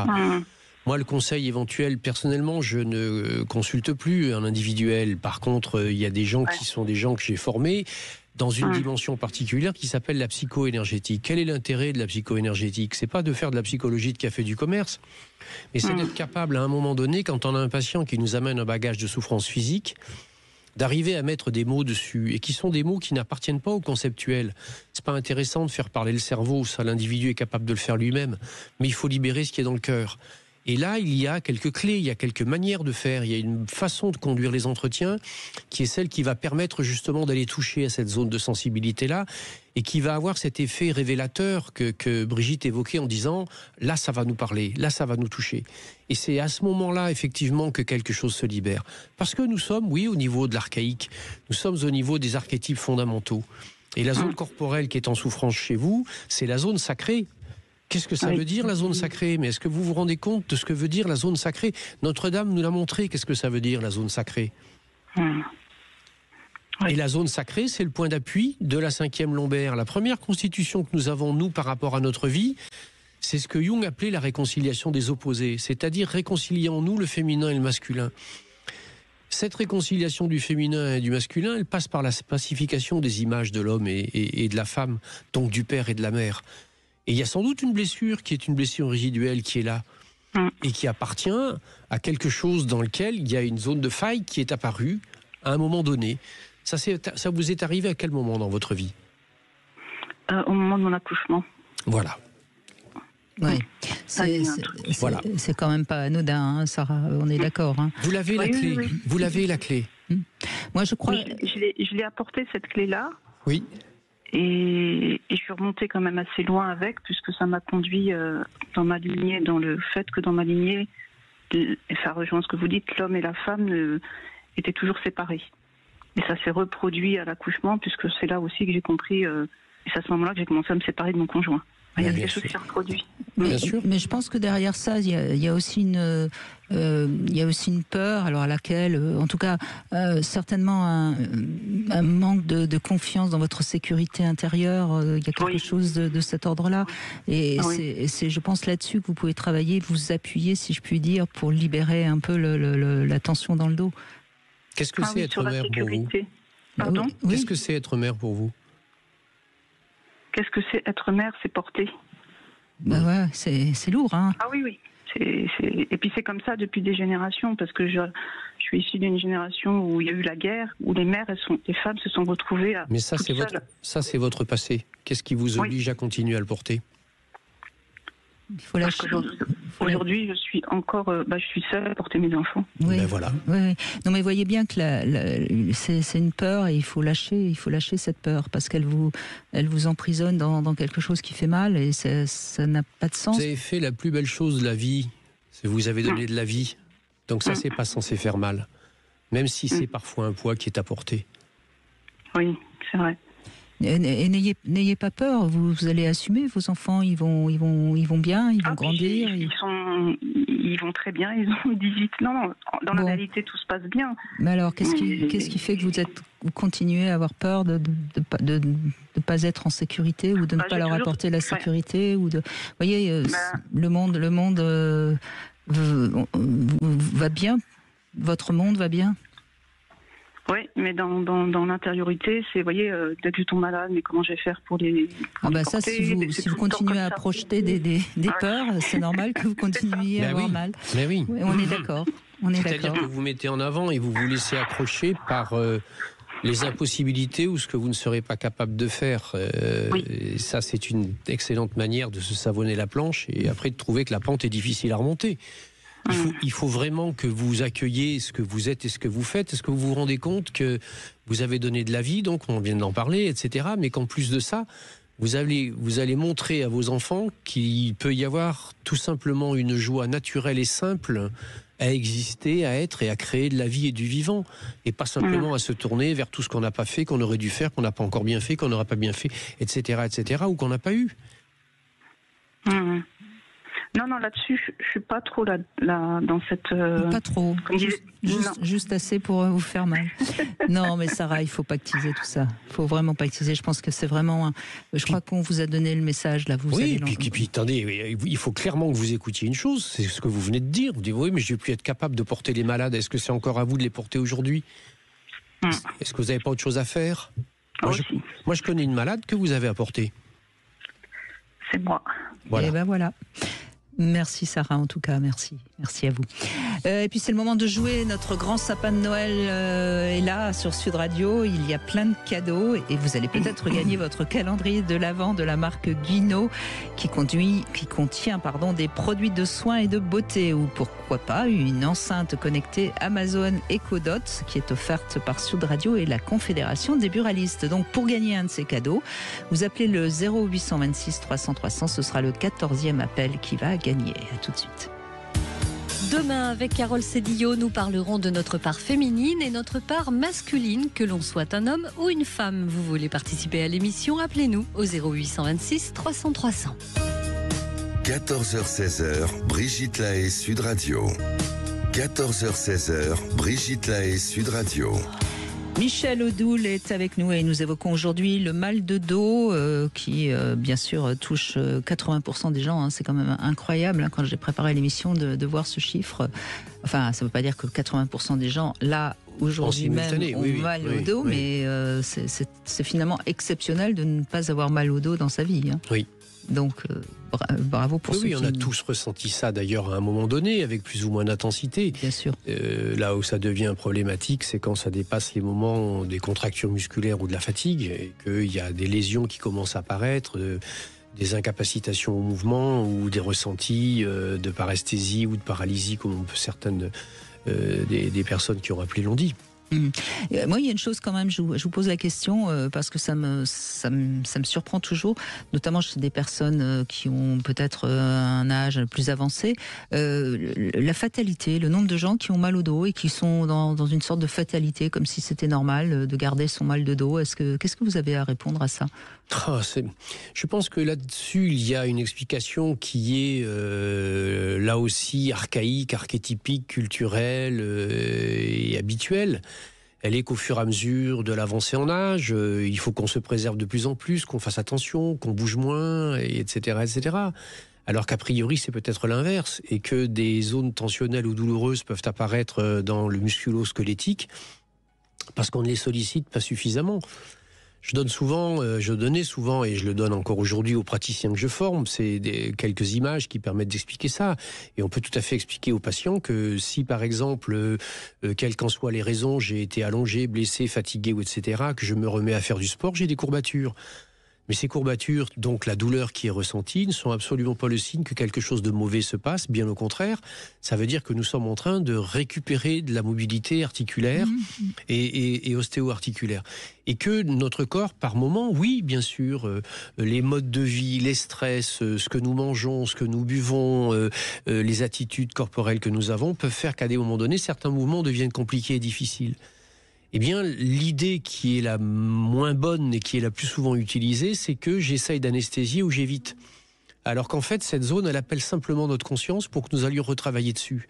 Et qu'une articulation qui est sensible, en dehors d'une lésion, évidemment, en dehors d'un post-traumatique où là, il faut faire vérifier ce qu'il y a, une articulation qui nous fait mal, il faut aller dessus, il faut la faire travailler. il faut redétendre et retirer les ligaments pour justement retrouver la souplesse, etc. Étirer, etc. remettre en vie, remettre en mouvement, parce que le principe de la vie, c'est le mouvement, c'est la circulation des fluides, qu'ils soient les fluides vitaux, qu'ils soient le sang, que ce soit la lymphe, que ce soit les influx nerveux, etc., etc. Et d'ailleurs, vous avez raison, je pense à 2-3 personnes qui, en effet, ont mal au dos. C'est des personnes qui marchent plus, qui bougent plus, sous prétexte qu'ils ont mal au dos. Voilà. Et ça là, on est rentré dans un cercle qui n'est pas très, très, très, très vertueux. Et on est d'accord. Bonjour Adélie. Bonjour. Merci d'être avec nous. Allez-y, on vous écoute. Alors, je me permets juste de rebondir sur ce que vous disiez à l'instant, sur le fait de la fatalité d'avoir mal au dos et de rester comme ça. Il y a aussi, je pense, de mon point de vue, le fait qu'on s'habitue à la douleur. Que notre curseur de douleur est biaisé. On s'habitue, on se façonne et on vient compenser des mouvements ou une façon d'être, une façon de faire en fonction de cette douleur, comme on a été façonné depuis tout petit parce qu'on nous a éduqués comme ça, et il faut rester comme ça, et c'est comme ça que ça fonctionne. Et je le dis d'expérience, parce qu'effectivement on va vivre en fonction de cette douleur. Est-ce qu'on s'habitue à la douleur ou est-ce qu'on coupe un peu la sensation, le ressenti? Oui, il y a peut-être de ça aussi. Oui, on peut couper le canal, effectivement. Au propre comme au figuré d'ailleurs. C'est ça, exactement. C'est là-dessus. C'est l'anesthésie que c'est l'anesthésie que j'évoquais tout à l'heure, effectivement. Et c'est pas uniquement valable que pour la question corporelle, c'est aussi valable pour la question émotionnelle. Exactement. Et je pense qu'il y a quelque chose qui est intimement lié, qui est intimement intriqué. Et évidemment qu'il y a un principe qui est un principe culturel. La souffrance, elle est considérée comme étant une chute ou une faiblesse, donc ça ne doit pas avoir de place dans notre vie. Voilà, on ne doit pas se plaindre. On est dans une société où se plaindre est mal vu, on ne doit pas se plaindre, on ne doit pas avoir mal au dos, ni... Non, mais sans se plaindre, la douleur, elle nous signifie quand même que quelque chose ne va pas bien et qu'il est temps de changer. Enfin, en tout cas, d'en faire quelque chose. Sans pour autant... Moi, j'en suis convaincue, de par mon expérience, effectivement. Donc du coup, oui, pardon. Allez-y, justement, racontez-nous votre expérience. Oui, pardon. Moi, le mal de dos, je l'ai toujours eu, plus ou moins. J'ai eu pendant des années mal en bas du dos. J'arrivais pas à rester au lit. Les grasses matinées, ça n'existait pas parce que j'avais mal en bas du dos, donc je me levais systématiquement pour ça. Mais à l'époque, j'étais dans un système où je suis pas allé chercher, j'ai pas cherché à comprendre. Bon, il en effet que j'ai divorcé, etc. Le mal de dos, tout d'un coup, a disparu après le divorce. Bon. Je pense qu'il y avait une explication par rapport à ça. Et donc là, maintenant, il y a bientôt 2 ans, j'ai eu une hernie discale au cervical, C6, C7, qui me paralysait en partie le bras droit. Je n'avais plus de force, des coups de jus jusqu'au bout des doigts, voilà. J'ai été arrêtée pendant 1 mois sous morphine, le temps que la hernie se résorbe. Et puis elle est revenue. Parce que quand on ne comprend pas quelque chose, le corps nous le rappelle. Ça, j'ai compris maintenant. Elle est revenue en décembre 2023 parce que je me suis fait opérer des cervicales. Du coup, là, le disque avec carrément le noyau du disque avait carrément explosé. Donc, opération dilatoire. Et donc, j'ai un bout de titane au niveau du cervical, c'est 6 T7. Mais sans cause physique. Donc, effectivement, je suis allée chercher une explication qui était plus émotionnelle ou plus psychologique à ça. J'ai pas eu de chute, j'ai pas eu d'accident, je fais pas de sport à risque, pas de rugby. Enfin, voilà, tous les éléments physiques qui auraient pu expliquer d'en arriver là, à mon âge, étaient exclus. Donc, je suis allée chercher les causes. Bon, oui, j'ai trouvé la culpabilité, la peur de pas y arriver. Et pour autant, malgré l'opération, malgré le titane qui a remplacé le disque, j'ai toujours de temps en temps des douleurs dans le bras. Encore la semaine dernière, des douleurs qui irradient juste dans le sein. C'est terrible comme douleur. Et pourtant, je suis encore suivie par le kiné. Enfin, je ne sais plus quoi faire avec les cervicales. J'ai qu'une peur, c'est de recommencer. Je travaille sur moi, je travaille sur les émotions, toutes les blessures d'âme de Disbourbeau, sur toutes les explications. J'essaie de travailler pour essayer de comprendre et éviter de recommencer, de faire un deuxième étage. Mais il arrive un moment où je bloque, oui. Donc, je voulais avoir votre avis sur la signification, en tout cas, au niveau des cervicales. La symbolique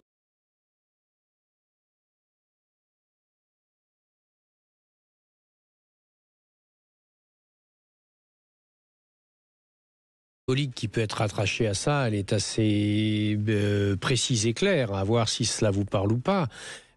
L'idée de fond d'abord, c'est que sur le plan mécanique, si vous avez une plaque de titane, normalement vous ne risquez plus à ce niveau-là de hernie discale puisqu'il n'y aura pas de compression possible. Exactement. Donc la piste mécanique est à mettre de côté. Si la zone est encore sensible, là, ça peut devenir intéressant d'essayer de trouver une autre piste. C'est du côté droit ou du côté gauche? Côté droit. D'accord. Et ça irradie dans quel doigt de la main? Les deux, c'est C6, C7, c'est l'index et le majeur. Alors...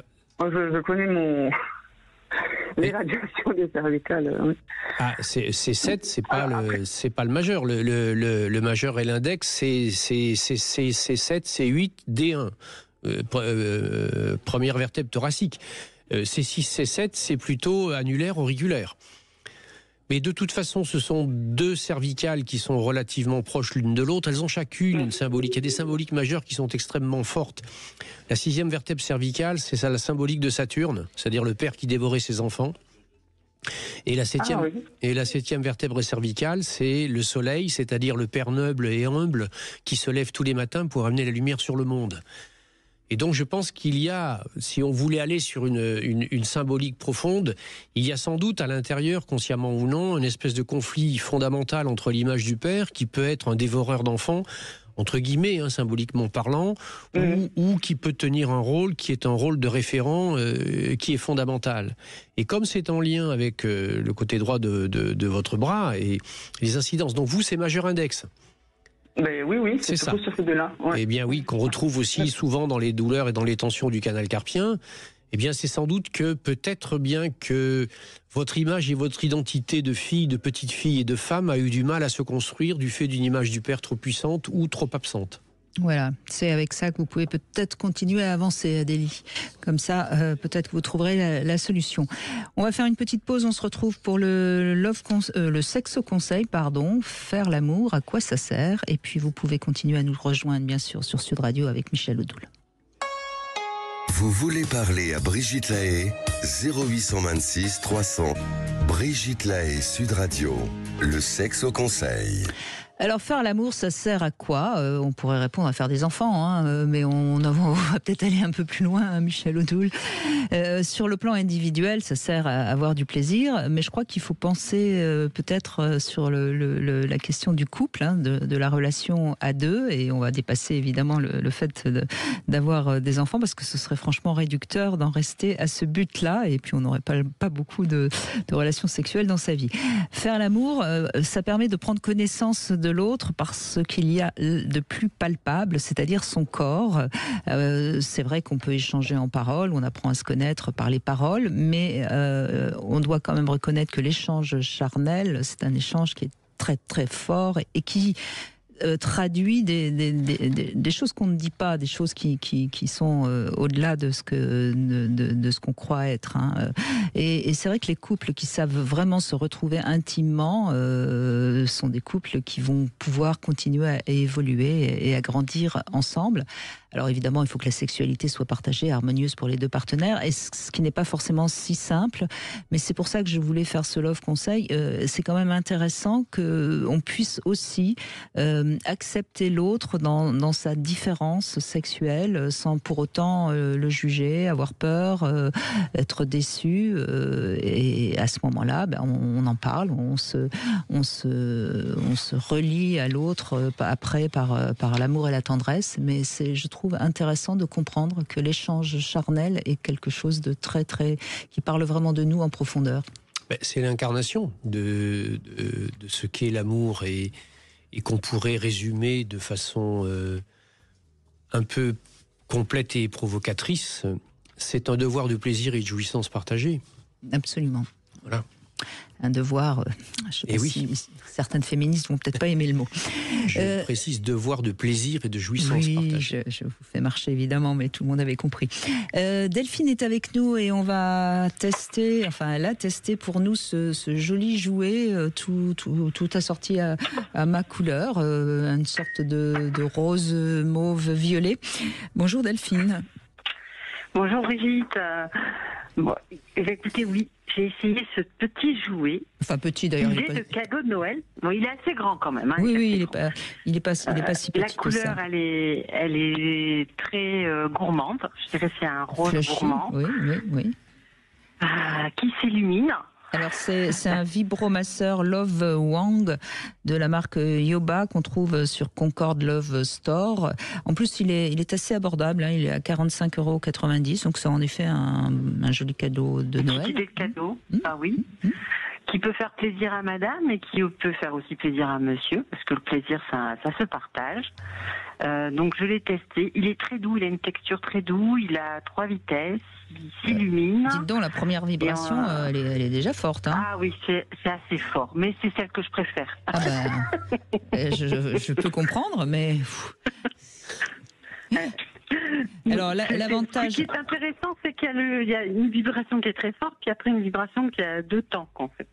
Ah oui, donc, ça c'est très bien aussi, oui. Ça surprend, ça s'en va et ça revient, comme on dit. Voilà, exactement, Brigitte. Non, je dirais que c'est un petit cadeau sympa. Déjà, la couleur est sympa, la texture est très douce, très agréable. On peut s'amuser toute seule ou à 2.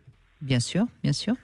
Donc c'est pour ça que l'idée de cadeau, c'est faisable. Oui, ça peut être une belle idée de cadeau. Et puis l'avantage de ces vibromasseurs Love Wang, ça sert évidemment pour une partie particulière de l'anatomie féminine, évidemment, mais on peut aussi s'en servir pour se masser éventuellement d'autres parties du corps.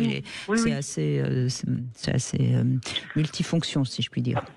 Oui, on peut découvrir aussi certaines parties du corps qu'on ne connaît pas et puis qui peut nous donner certaines sensations, autant pour l'homme que pour la femme. Il est très maniable, il est assez lourd. Enfin, moi, voilà, le petit côté négatif, je dirais qu'il est un peu lourd. Mais voilà, il vibre bien, donc avec plusieurs vitesses, donc c'est vrai qu'on peut choisir ce qu'on préfère. Et pour moi, il peut être utilisé pour les deux. Très bien. Autant l'homme que pour la femme. Quelle note vous lui donnez, Delphine ? C'est l'aspect négatif, c'est son poids. Donc je lui donnerai 7. 7 sur 10 pour ce vibromasseur Love Wang de la marque Yoba. On le retrouve sur le site Concord Love Store. Je précise que si vous appelez, si vous allez de la part de Sud Radio, vous mettez le code promo Sud Radio 15 et vous aurez 15% de rabais donc sur concordlove.fr. Et puis ce jouet là que j'ai moi, je vais pas le garder, mais je vais l'offrir à quelqu'un. Donc vous vous inscrivez sur le site surradio.fr et l'une ou l'un d'entre vous recevra ce cadeau, que ce sera un de mes premiers cadeaux de Noël finalement. Merci beaucoup Delphine, merci à vous. Et puis on continue avec notre gagnante, cette fois-ci, cette gagnante du cadeau Sud Radio Sapin de Noël. Bonjour Francine. Bonjour. Super contente. Eh ben nous aussi on est super contents de vous offrir ce cadeau. Alors qu'est-ce que vous avez gagné ? Voyons. Dites-moi tout. Eh bien vous avez gagné la bande dessinée de Mike Horn, l'aventurier de l'impossible chez Michel Lafon, et vous pourrez donc partir à l'aventure avec Mike Horn à travers ces 4 belles... Un beau cadeau de Noël. Oui, la descente du fleuve Amazon à la nage, etc. Bref, voilà ce que vous avez gagné. Et merci d'avoir joué avec nous, en tout cas, Francine. Oui, merci à vous. Et je vous écoute régulièrement, parce que je suis livreuse. Donc, je suis dans mon véhicule et j'écoute vos émissions, pour ainsi dire, presque tous les jours. Eh ben, c'est gentil. Donc, c'est très agréable. Merci en tout cas d'avoir tenté votre chance et vous avez eu bien raison puisque vous avez gagné. On continue à jouer si vous le voulez sur les réseaux sociaux ou sur sudradio.fr. Allez, on fait une petite pause, on se retrouve dans un instant. Vendredi, avec Guillaume de Brébisson, nous évoquerons la sexualité comme moyen de communication dans le couple pour comprendre que la sexualité permet de guérir bien des blessures. Venez apporter votre témoignage au 0826 300 300. 14h-16h, Brigitte Lahaie, Sud Radio. 14h-16h, Brigitte Lahaie, Sud Radio. Toujours avec Michel Odoul. Je rappelle que votre livre « Dis-moi où tu as mal, je te dirai pourquoi » est sorti pour les 30 ans en édition augmentée. C'est un livre magnifique et ça serait aussi un très très beau cadeau de Noël. Oui, c'est une édition unique qui sera pas rééditée avec un poster, avec une couverture spéciale, enfin des textes particuliers à l'intérieur. Oui. Et c'est, je trouve, un très beau cadeau pour Noël, par exemple. Voilà. Et puis, je m'attendais à ce qu'il y ait beaucoup de problèmes au niveau des lombaires. Finalement, non, c'est plutôt les cervicales, Michel Odoul. Ben oui, parce que nous avons déjà un peu évoqué ce qu'est la question des cervicales, et je pense que nous sommes dans des mondes et des époques dans lesquelles les gens malheureusement s'autocensurent, voire s'autocastrent. Parce qu'il ne faut pas faire de vagues et il faut rentrer dans des critères et des références consensuelles qui ne font pas de bruit autour, quoi. On fait comme les tortues, on rentre la tête dans le corps. Voilà, on se place les interdits qui conviennent. Annabelle, bonjour. Bonjour. Merci beaucoup pour ce temps de parole. C'est la première fois que je vais parler en radio, donc je suis un peu émue. Merci. Écoutez, Michel Odoul, vous invitez les nouvelles auditrices à témoigner sur Sud Radio. C'est bien. C'est bien. Je suis ravie. Oui, j'en suis ravi aussi. Deuxième. C'est-à-dire que les mal de dos, ça nous parle. Ça parle certainement de beaucoup de non-dits, mais en tout cas, moi, ça me parle beaucoup. J'ai toujours eu mal au dos. Alors moi, c'était en alternance cervicale, lombaire, cervicale. Bon, c'est un peu l'histoire de ma vie. Je me suis habituée à ce mal-là. Je consultais plus ou moins. L'année dernière, j'ai eu très mal au cervical. Je n'ai pas pensé à consulter parce que quelque part, j'avais mal, mais je ne m'autorise pas trop à aller me plaindre et à dire j'ai mal au cervical. Ça me semble toujours un peu... voilà, c'est pas une maladie, c'est juste un mal. Il ne faut pas faire de vagues, il ne faut pas déranger les gens, c'est ça ? C'est ça. Et quelques temps après, j'ai eu un symptôme horrible. J'ai eu une crise de névralgie du trijumeau. Je ne sais pas si vous connaissez. Oui. Voilà, un niveau de souffrance terrible. Oui, mais moi, je ne connais pas et je pense qu'il y a pas mal de monde qui ne connaissent pas. Donc, de quoi s'agit-il, Michel Odoul ? C'est-à-dire qu'il y a des terminaisons nerveuses qui, partant du crâne et de la colonne cervicale, vont vers le visage. Il y a 12 nerfs faciaux fondamentaux qui vont vers le visage. Et les névralgies faciales qui sont associées au trijumeau sont particulièrement intenses, sont particulièrement violentes et sont très handicapantes. D'accord. Oui. Elles sont très difficilement supportables. Et voilà, du coup, je m'interrogeais sur... moi, je ferais un lien entre mes douleurs cervicales et ces symptômes de névralgie du trijumeau qui m'est arrivé. Mais les médecins ne font pas le lien, là, actuellement. La névralgie du trijumeau... Mais est-ce qu'on peut pas... moi, je fais déjà un lien, Annabelle, entre le fait que vous avez dit de manière un peu... j'aime pas me plaindre, mais je crois que c'est pas une question de se plaindre, c'est juste d'exister dans son vécu. Est-ce que au fond, vous savez vous donner votre place, quoi. J'ai l'impression qu'il y a quelque chose quand même d'important à comprendre. Oui. Mais les médecins n'ont pas tout à fait tort, parce que le trijumeau ne sort pas directement de la colonne cervicale. Donc effectivement, ils vont avoir de la difficulté à faire des liens au niveau des colonnes cervicales. Ils vont faire un lien plutôt au niveau des émergences au niveau crânien. Mais il n'en demeure pas moins qu'une partie de la compression de ce nerf qui sort au niveau cérébral, elle est liée à des contractures au niveau de la zone cervicale qui est proche. Et donc, ce lien, il existe malgré tout, même s'il n'est pas mécaniquement direct. C'était du côté droit ou du côté gauche ? Côté gauche. Et ça vous irradiait dans la mâchoire ? Vous aviez du mal à parler ou à déglutir ? Alors non, moi c'était le front, la zone orbitaire et la joue.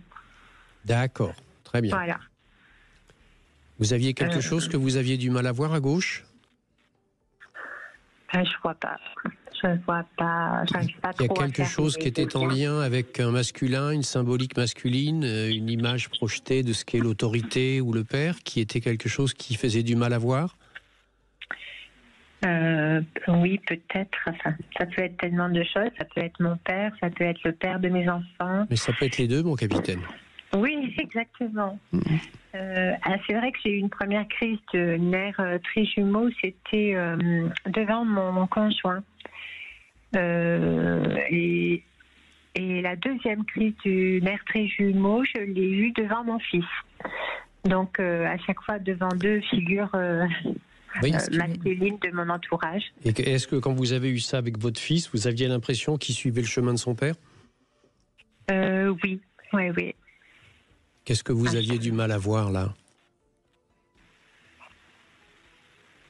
On va dire que rapidement, mon conjoint ne me regarde pas, ne m'estime pas, ne me porte pas d'estime.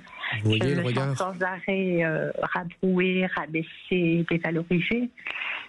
Et mon garçon suit son chemin. Il commence à grandir et j'espère qu'il ne suivra pas son chemin, mais de temps en temps, dans des processus d'identification, il a tendance à reprendre. Et on revient à ce que je vous ai dit, hein, vous ne voulez pas vous plaindre, mais il faudrait peut-être à un moment donné vous respecter quand même dans ce que vous êtes et ce que vous traversez, parce que là, souffrir comme ça depuis toujours des lombaires, des cervicales et là maintenant du visage. Et votre droit n'est pas celui de vous taire, mais c'est celui d'exprimer ce qui vous convient ou pas. Bien au contraire, si vous voulez rendre service à votre fils, montrez-lui qu'on peut ne pas accepter certaines attitudes, quelles qu'elles soient. Oui, j'en suis là dans mon évolution, j'en suis à me demander voilà jusqu'où j'accepte, et là il est peut-être temps de dire stop, parce que la névralgie du trijumeau, je la prends au sens imagé, comme une claque à la figure, comme une gifle à la figure. Mais j'allais y venir, parce que ça c'est la zone de la joue, qui est la dernière effectivement. Si vous voyez à nouveau, et c'est intéressant je pense pour les auditeurs aussi de voir avec quelle précision notre corps est capable de nous parler. Il nomme tout le circonstanciel. Vous avez derrière cette douleur et cette souffrance, vous savez, les lombaires, c'est les structures qui sont en lien avec l'horizontalité, la symbolique yin, et le féminin, donc l'image de la mère. Les cervicales, c'est en lien avec le ciel et l'image du père. Vous avez passé votre vie à être dans une recherche d'équilibre entre ces deux pôles et ces deux représentations. Et ensuite, quand vous êtes arrivé, vous, à un moment donné où vous avez commencé à aller au bout de cette recherche-là et de cette découverte de la place et du positionnement de chacun, vous avez pu voir combien le regard de l'autre sur ce qui venait du masculin était quelque chose dans lequel vous n'aviez pas l'impression d'être vu ou reconnu. Et à partir de ce moment-là, c'est commencé à se manifester.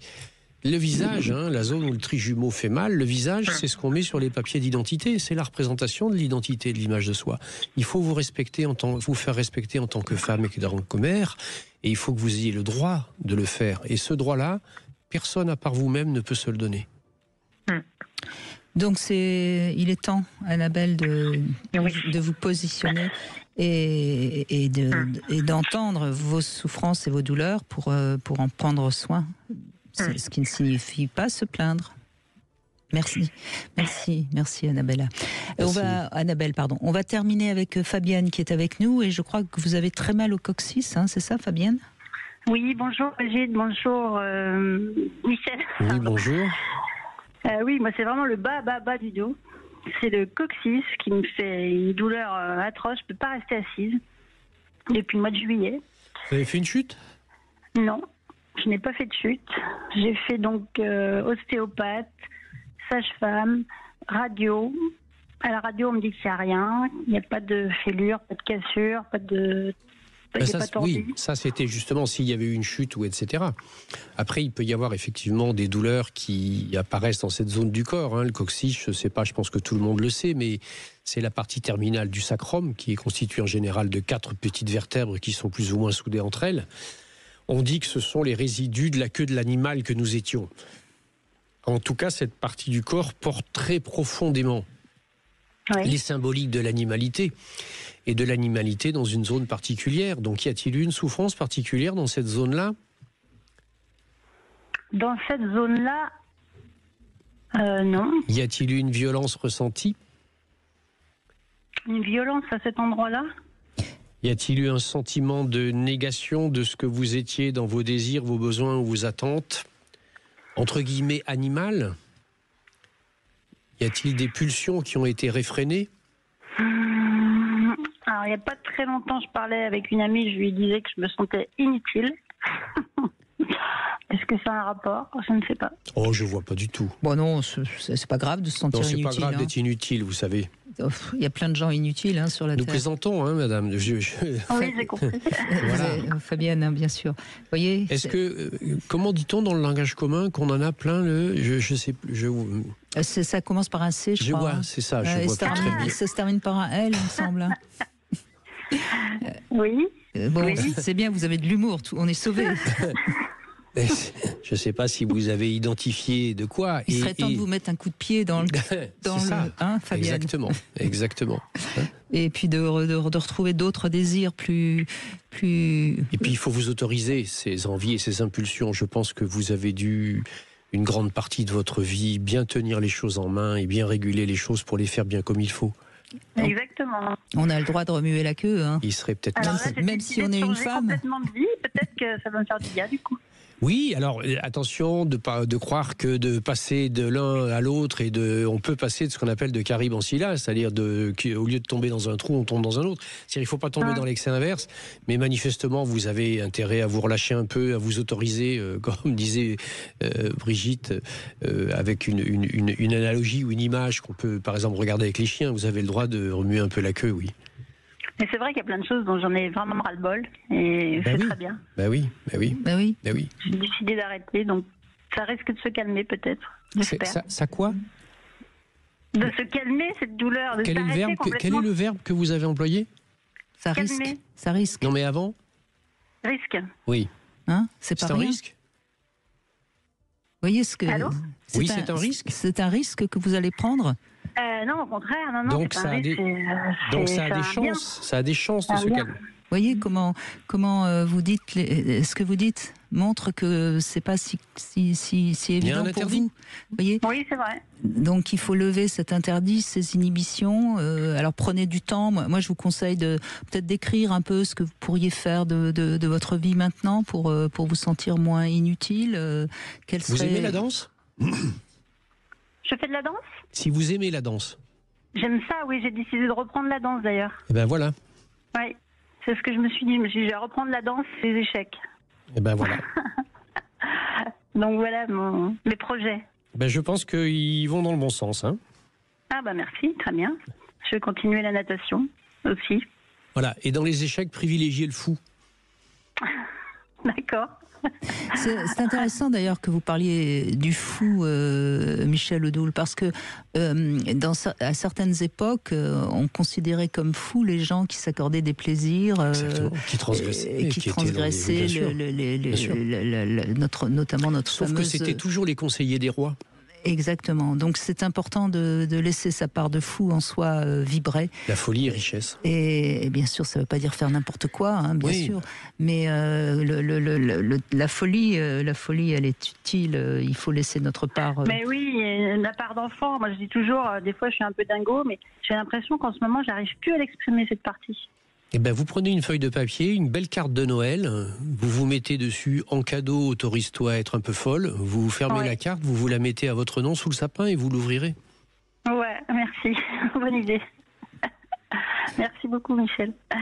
Merci à vous. En tout cas, Fabienne, merci à vous. Oui, si on fait le bilan un peu de tout ce qu'on a entendu depuis 14 heures, au fond, oui, c'est ça, c'est oser se libérer de toutes ces peurs, oser se libérer, toutes ces inhibitions. On parlait du mal de dos, mal du siècle, mais c'est un mal de posture, donc c'est un mal de positionnement. On a besoin de se redonner la place qui est la sienne, on a besoin de se redonner le droit à occuper un espace vital qui est le sien. Donc à y réaliser, à y vivre, à y accueillir, à y faire et à y ressentir un certain nombre de choses. Ce qu'on pourrait peut-être dire à tous ceux qui nous écoutent, regardez qu'est-ce que vous étiez quand vous étiez adolescent, quelles étaient les injonctions parentales, familiales, culturelles qu'on vous avait mis sur le dos, si je puis dire. Et peut-être qu'il est temps d'enlever ce fardeau, ce sac au dos qui pèse et qui finalement vous empêche d'être celui ou celle que vous avez envie d'être, tout simplement. Et regardez souvent, à quelle époque c'est apparu. Qu'est-ce qui se passait dans votre vie à ce moment-là ? Et il y a souvent un beau clin d'œil qui apparaît. Voilà, et on sait que vous avez aussi écrit un livre sur pourquoi ça m'arrive maintenant. Voilà, qui parle du moment où les là, évidemment, moi qui fais de l'astrologie, j'aime particulièrement ce livre parce que symboliquement, c'est toujours important. Il y a toujours des moments, des âges, des moments clés. Et voilà. Merci en tout cas, Michel Odoul, de tous ces éclairages. On a eu beaucoup d'appels comme d'habitude quand vous êtes là, et c'est pour ça que vous revenez bientôt. Merci. Et puis, je rappelle que l'on peut aussi vous lire, notamment dans 10 mois où tu as mal, je te dirai pourquoi, mais vous avez écrit, je ne sais même plus combien de livres. 16. Voilà, donc il y a matière à lecture. Il y a matière à lecture, absolument, absolument. Merci en tout cas, Michel Odoul. Demain, on sera avec Carole Cédillo. Je suis ravie de la recevoir à nouveau. Elle est pédagogue jungienne et on va travailler justement de ce fameux concept d'anima et d'animus. Ça, c'est la queue du chien qui remue en moi. Et c'est intéressant parce qu'avec toutes ces questions de genre aujourd'hui, c'est peut-être bien de comprendre mieux qu'entre chaque homme, il y a une part féminine et entre chaque femme, il y a une part masculine. Et c'est ça que vous allez mieux comprendre demain grâce à Carole Cédillo. Jung a développé ce concept en ayant rencontré un traité d'alchimie chinois avec les notions du yin et du yang. Bien sûr. C'est-à-dire de comprendre que le féminin et le masculin, c'est quelque chose qui est consubstantiel et constitutif de l'être humain.